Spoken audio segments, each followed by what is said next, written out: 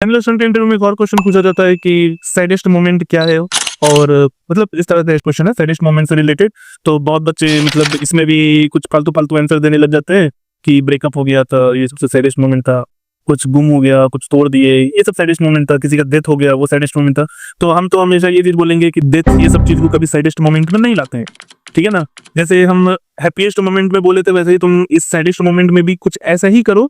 कि interview realise हो जाए कि हाँ तुम्हारे वजह से किसी को कुछ नुकसान हुआ, तकलीफ हुआ, तो वो उससे तुमको तकलीफ हुआ, ठीक है ना, उससे तुमको बुरा लगा, लेकिन बाद में उस चीज को तुम सही किए, ठीक है। जैसे उसमें तुम ये कह सकते हो कि तुम